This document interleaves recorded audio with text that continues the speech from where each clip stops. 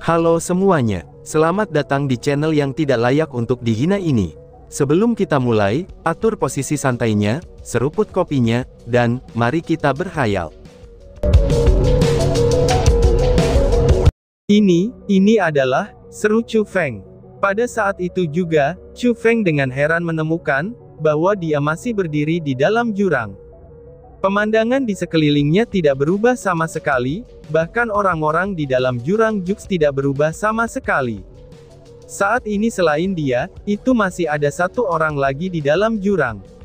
Itu adalah pria paruh baya.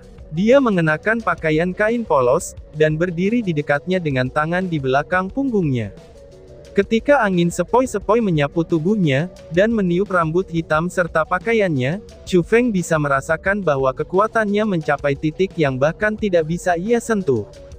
"Kamu bukan dari keluarga Li, ataupun dari keluarga Ma," ucap pria paruh baya itu. Tiba-tiba saja orang itu berbalik, dan pada saat itu juga, Chu Feng juga bisa melihat wajah pria itu. Wajahnya sangat biasa, dan selain pakaian kainnya yang sederhana, dia hanya terlihat biasa-biasa saja. Tapi di sela-sela alisnya, pria itu memiliki petunjuk tentang sikap yang unik.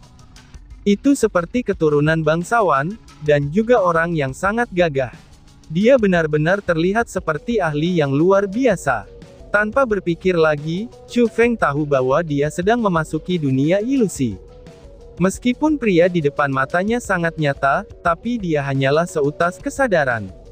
Adapun mengapa dia tampak begitu nyata ketika menatapnya, itu karena Chu Feng saat ini berada di dalam ilusi. Dia tampak nyata, tetapi dalam kenyataannya, tidak ada yang nyata di depan matanya. Adapun siapa orang itu bukanlah tebakan yang sulit. Dia kemungkinan besar adalah ahli misterius itu, yang diselamatkan keluarga Li dan Ma pada 500 tahun yang lalu. "Senior, aku memang bukan bagian dari keluarga Li maupun keluarga Ma. Aku adalah asisten yang diundang oleh keluarga Li, yang bertanggung jawab untuk membuka harta yang kamu tinggalkan." Chu Feng menjawab dengan jujur, itu dikarenakan lawannya ini terlalu kuat. Meskipun dia adalah seutas kesadaran yang tertinggal dari 500 tahun yang lalu, jika dia ingin membunuh Chu Feng, itu pasti tidak akan membutuhkan lebih banyak upaya daripada meniup debu. "Aku meninggalkan begitu banyak hal untuk mereka saat itu, dan bahkan secara khusus menyalurkan kekuatan spirit kepada mereka berdua. Tetapi hasilnya adalah, 500 tahun kemudian, mereka bahkan tidak bisa mengembangkan spiritualis dunia yang setengah layak, dan masih harus mengandalkan bantuan dari orang luar," balas ahli misterius itu.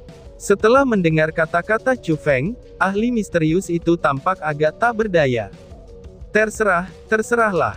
Ketidakmampuan penerus mereka tidak berhubungan dengan aku, karena bantuan yang aku janjikan sudah dibayar dari 500 tahun yang lalu, ucap ahli misterius itu. Pakar misterius itu tampaknya sangat kecewa, itu kepada penerus keluarga Li dan juga keluarga Ma. Hanya setelah menghela nafas sebentar, dia mengangkat kepalanya lagi. Dia menatap Chu Feng, dan kemudian bertanya, "Anak muda, siapa namamu?" tanya ahli itu. Mendengar kata-kata itu, hati Chu Feng langsung menegang. Pria itu benar-benar bisa melihat melalui topeng transformasinya, dan dia juga tahu bahwa identitas aslinya adalah seorang pria muda. "Senior, aku dipanggil Chu Feng," balas Chu Feng. Setelah dia terlihat dengan jelas, Chu Feng tidak berani menyembunyikan apapun, dan hanya bisa mengucapkan nama aslinya. "Chu Feng, kamu memiliki bakat yang cukup bagus. Jika wilayah Laut Timur saat ini masih sama dengan 500 tahun yang lalu, maka kamu akan dianggap sebagai jenius langka. Bahkan tanah di sini tidak akan bisa mengikatmu. Terserahlah, daripada meninggalkan harta di sini untuk orang-orang biasa dari keluarga Li dan Ma, mengapa tidak memberikannya kepada kamu untuk biaya pernikahan atau sesuatu yang lain?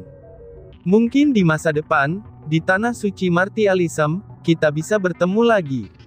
Pakar misterius itu tersenyum dan berkata, "Senior, apakah kamu berada di Tanah Suci Martialism?" tanya Chu Feng. Mendengar kata-kata itu, Chu Feng tidak bisa untuk tidak terkejut. Karena makna di balik kata-katanya ini, itu tidak hanya menunjukkan bahwa ia berada di tanah suci martialisme. Itu juga berarti bahwa, dia sebenarnya masih hidup. Jika dia saja sudah begitu kuat 500 tahun yang lalu, dan akan seperti apa dia 500 tahun kemudian. Dan yang paling pentingnya lagi, dia adalah orang yang telah hidup lebih dari 500 tahun. Oh, aku berasal dari tanah suci martialisme, dan tidak sengaja datang ke tempat ini 500 tahun yang lalu. Akan tetapi, kamu tidak perlu terlalu kaget seperti itu. Energi alami di tanah suci martialisme, itu benar-benar berbeda dari yang ada sini. Bahkan kehidupan rata-rata seseorang di tempat itu tidaklah rendah. Selama seseorang menjadi raja bela diri di samping sejumlah besar sumber daya perpanjangan hidup, maka tidak akan sulit untuk hidup selama lebih dari 1000 tahun. Di masa depan, jika kamu bisa memasuki tanah suci martialisme, maka kamu akan melihat segalanya. Aku akan menjamin bahwa kamu akan menyukai tempat itu, karena tempat itu lebih cocok untuk kamu. Dan jika kamu bisa datang ke tanah suci martialisme, kamu bisa menemukanku di hutan bambu penggundulan hutan. Ingatlah, nama aku adalah Hong Qiang. Pria misterius itu tersenyum dan berbicara. Itu dapat dilihat, bahwa dia sedikit menyukai Chu Feng. Senior Hong Qiang, terima kasih atas niat baikmu. Di masa depan, ketika aku memasuki tanah suci martialisme, aku pasti akan mengunjungi kamu, balas Chu Feng. Chu Feng pun mengingat nama itu. Karena cepat atau lambat, dia akan masuk ke tanah suci martialisme. Dan jika ada orang yang mau membantu dirinya sendiri di tanah misterius dan tak terduga itu, ini pasti sesuatu yang baik. Menilai dari bakatmu, seharusnya tidak sulit bagimu untuk memasuki tanah suci martialisme. Aku akan menunggumu di sana, ucap Hong Qiang. Hong Qiang dengan puas menganggukkan kepalanya, lalu melanjutkan ucapannya. Chu Feng, dengarkan baik-baik. Gunungan Serigala Ivory Mountain ini adalah tempat berkumpulnya makhluk spiritual, dan pada 500 tahun yang lalu, aku sudah menemukan kesadaran spiritual tempat ini. Pada saat ini, kamu telah memperoleh formasi spiritual yang kutinggalkan. Tepat karena itulah, kamu dapat membuka kunci menuju sarang spiritual, dan kemudian memasukinya. Pergilah menuju vena spiritual yang ada di dalam, dan kamu akan menemukan kesadaran spiritual. Tetapi dengan waktu 500 tahun, kesadaran spiritual dari sejak saat itu, ia hanya memiliki prestasi yang kecil. Maka secara alami, ia juga memiliki kecerdasannya sendiri, dan juga sejumlah kekuatan. Aku sudah memperkirakannya, bahwa kultivasinya saat ini berada di ranah Martial Lord peringkat 1. Tapi kamu tidak perlu takut. Saat itu, saat mengambil keuntungan dari kesadaran spiritual ketika belum memiliki kecerdasan yang seperti bayi, aku telah meletakkan formasi di daerah tempat berkumpul mereka. Selama kamu masuk, kamu bisa menggunakan formasi itu, dan kemudian menekan semua yang ada di formasi itu. Baiklah, fragmen kesadaran ini sudah ada di sini terlalu lama. Ini tidak bisa bertahan untuk jangka waktu yang lama, dan kesadaran II akan segera bubar. Jika kita ditakdirkan untuk bertemu, mari kita bertemu di tanah suci martialisme, ucap Hong Qiang. Menyelesaikan kata-kata itu, tubuh Hong Qiang menjadi seutas cahaya pelangi. Lalu ia menerjang ke langit, dan kemudian menghilang. Segera setelah itu, pemandangan di sekitarnya juga berputar dan berubah. Hutan bambu penggundulan hutan, Hong Qiang. Pada saat itu, Chu Feng menutup matanya. Lalu dengan sangat mendalam, Chu Feng mengukir dalam hatinya nama ahli misterius dan tempat tinggalnya. Meskipun mereka hanya bertemu sekali, karena ahli itu mempercayakan segalanya di sini kepadanya, maka bisa dihitung ia telah memberinya bantuan. Chu Feng tidak berharap bahwa ahli misterius akan membantu dirinya sendiri di masa depan, tetapi dia harus membalas budi seperti itu. Jadi tentu saja, dia harus mengunjunginya. Wu Qing, ada apa denganmu? Apakah kamu baik-baik saja? Teriak kepala keluarga Li. Tepat pada saat itu, Chu Feng terus mendengar suara gugup dan cemas di sebelah telinganya. Membuka matanya untuk melihat, dia melihat kepala keluarga Li, kepala keluarga Ma, serta kerumunan keluarga Li dan Ma, yang mengelilinginya dalam lingkaran sambil menatapnya dengan erat. Saat dia menghadapi tatapan gugup kerumunan, Chu Feng dengan ringan tersenyum, lalu berkata kepada dua kepala keluarga itu. Kepala keluarga Li, jangan khawatir. Aku tahu metode untuk membukanya, ucap Chu Feng. Setelah berbicara, Chu Feng segera mengaktifkan pikirannya, lalu pola emas muncul di dahinya. Setelah pola itu muncul, dan dengan cepat berubah, lalu menyebar ke bawah. Segera, pola itu menutupi seluruh tubuh Chu Feng. Tapi itu bukanlah akhir darinya. Polanya terus merosot ke bawah, dan benar-benar pergi ke permukaan tanah di sepanjang tubuhnya.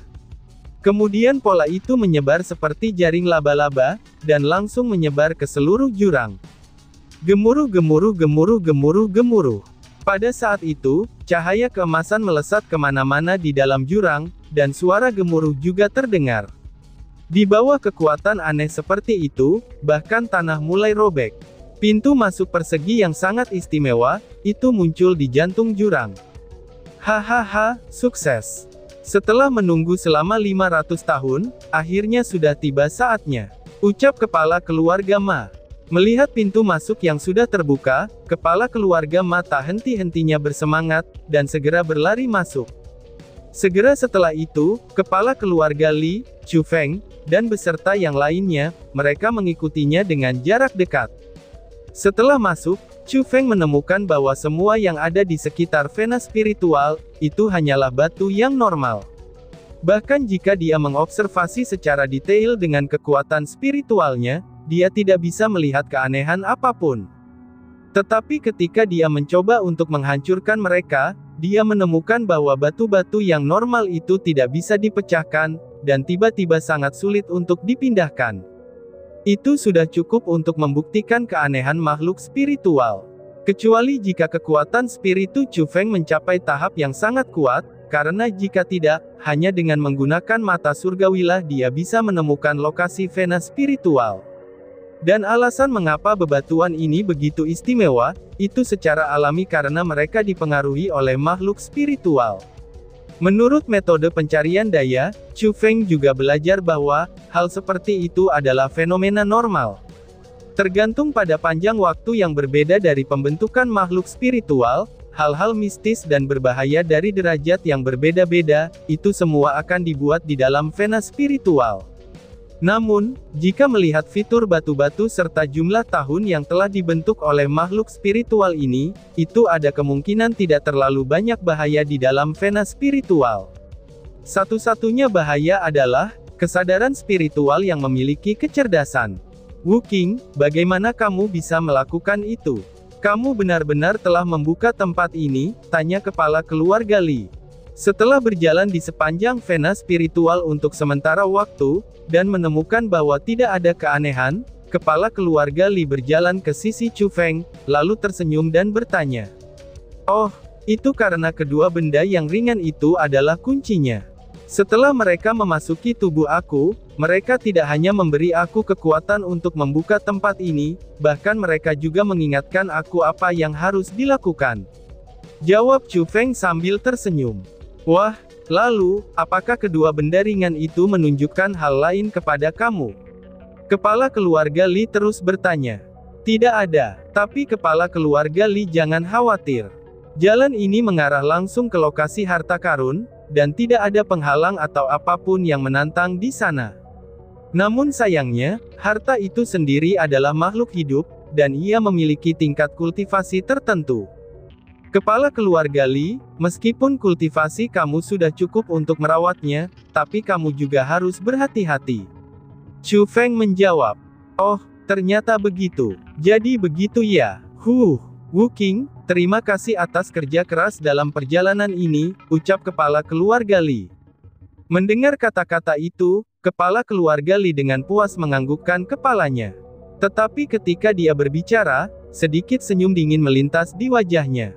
Wush! Melihat sedikit senyum gelap di wajahnya, hati Chu Feng segera mengencang. Dia secara tidak sadar menggunakan keterampilan bela diri tubuhnya, dan melompat mundur. Matilah, teriak kepala keluarga Li. Seperti yang diprediksikan. Chu Feng segera mengelak, karena kepala keluarga Li tiba-tiba saja menyerangnya. Dia membanting dengan telapak tangannya, lalu lapisan kekuatan pertempuran yang mengerikan meledak di lokasi Chu Feng berada. Untungnya Chu Feng bisa menghindarinya. Karena jika tidak, serangan itu pasti akan melukai Chu Feng. Kepala keluarga, apa yang kamu lakukan? Tanya Chu Feng. Meskipun dia sadar, bahwa kepala keluarga Li memiliki niat jahat terhadapnya, tapi ketika dia benar-benar melemparkan serangan kepadanya, Chu Feng masih merasa heran, dan kemudian dengan sangat marah mempertanyakannya. Ayah, apa yang kamu lakukan? Pada saat yang sama, Li Chan juga mempertanyakan dengan wajah kebingungan. Saat dia berbicara, dia bahkan membuka lengannya, dan berdiri di depan Chu Feng. Dia sangat takut, bahwa ayahnya akan menyerang Chu Feng lagi. Chan jangan tertipu olehnya. Aku sudah bertanya kepada paman ma kamu. Dia benar-benar tidak menggunakan monster mengerikan apapun untuk melawanmu, dan dia juga tidak berpikir untuk melakukan sesuatu terhadap keluarga Li aku. Semua itu adalah kebohongan yang dibuat oleh Wu Qing ini. Dia bertujuan untuk menggunakan aku dan kamu, sehingga keluarga Li aku dan keluarga Ma saling membunuh. Sementara kita saling membunuh, ia akan mendapat keuntungan dari kesempatan itu. Kepala keluarga Li menunjuk Chu Feng, dan berkata dengan marah. Ayah, apa yang kamu katakan? Mengapa aku tidak bisa mengerti? Mengapa Wu Qing akan membahayakan keluarga Li aku? Dia adalah orang yang menyelamatkan aku. Dia adalah orang yang ingin membantu keluarga Li aku. Balas Li Chan yang tidak tahu harus berbuat apa. Mendesah. Chan bagaimana kamu bisa begitu bodoh? Beast monster itu bahkan tidak diikat oleh formasi spiritual, dan pasangan tua itu juga tidak mengkhianati keluarga Li kami.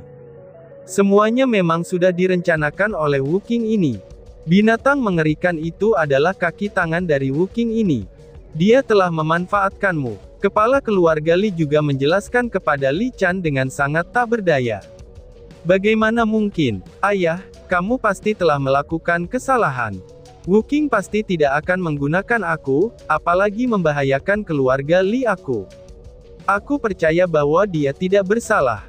Balas Li Chan yang masih membela Chu Feng. Keponakanku yang bodoh, jangan bilang padaku bahwa kamu mau mempercayai orang luar daripada paman mamu. Apakah kamu benar-benar berpikir, bahwa aku akan membahayakan keluarga Li kamu? Kamu jangan bodoh. Keluarga ma aku dan keluarga Li kamu telah begitu dekat selama bertahun-tahun. Bagaimana mungkin aku bisa melakukan sesuatu yang tidak menguntungkan bagi keluarga Li kamu? Pada saat itu, kepala keluarga ma juga berbicara, dan wajahnya penuh dengan kepolosan. Nona besar, sadarlah. Jangan terus dibohongi oleh orang luar ini. Pada saat yang sama, pasangan tua itu juga mendesaknya. Kalian berdua, desak Li Chan. Melihat beberapa orang di depannya, Li Chan tidak bisa menahan diri untuk mundur beberapa langkah. Dia benar-benar ketakutan, dengan perubahan Hang terjadi pada saat itu. Karena sedemikian rupa, sehingga dia hampir jatuh ke tanah. Untungnya, Chu Feng di belakangnya langsung menahannya. Chu Feng saat ini terlihat agak tenang. Itu karena, dia sudah melihat semuanya. Ayah Li Chan, penguasa keluarga Li, memang seperti yang dia pikirkan. Dia adalah seseorang yang kebodohannya mencapai tingkat yang ekstrim. Itu sudah sangat jelas, dia diam-diam bertemu dengan kepala keluarga Ma dalam beberapa hari ini, dan dia juga menanyainya. Apakah dia mengendalikan binatang mengerikan untuk membunuh Li Chan, dan apakah dia berencana untuk membahayakan keluarga Li? Dan tentu saja, hasilnya juga sangat jelas. Kepala keluarga Ma membuat beberapa kebohongan, dan menaruh semua tuduhan itu ke kepala Chu Feng. Namun hal yang paling bodohnya lagi adalah, bahwa kepala keluarga Li ini benar-benar orang yang idiot, karena dia benar-benar mempercayai mereka semua. Li Chan, kamu benar-benar memiliki ayah yang baik. Ini adalah keajaiban bagi keluarga Li kamu sampai sekarang. Ucap Chu Feng sambil tersenyum lega.